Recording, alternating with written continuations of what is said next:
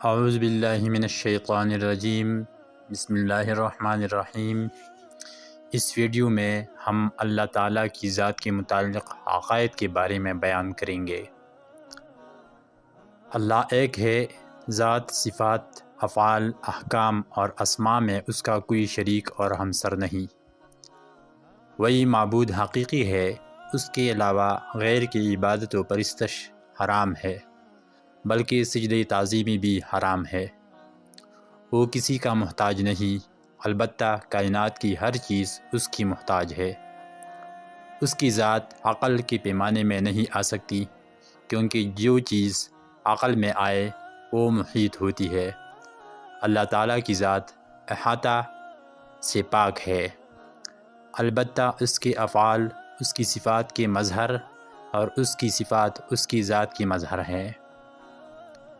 ذات کی طرح اس کی صفات بھی ازلی و ابدی ہیں۔ ذات کی طرح اس کی صفات بھی غیر مخلوق اور غیر حادث ہیں۔ اس کے علاوہ کائنات کی ہر چیز مخلوق اور حادث ہے۔ وہ باپ، بیٹے اور بیوی سے پاک ہے۔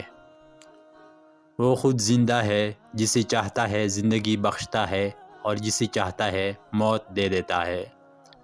وہ ہر ممکن چیز پر قادر ہے۔ اللہ تعالیٰ تمام کمالات اور خوبیوں کا جامع ہے اور نقص و عیب سے پاک ہے۔ اس کی صفات کی طرح اس کا کلام نفسی بھی قدیم، غیر مخلوق اور غیر حادث ہے۔ وہ ظاہر و باطن کی ہر چیز کو جانتا ہے۔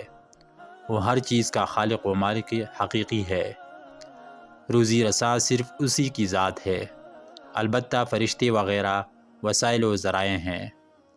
ہر نیک کام کرنے کے بعد اس کی نسبت اللہ تعالیٰ کی طرف کرنی چاہیے اور ہر برائی کی نسبت اپنی طرف کرنی چاہیے۔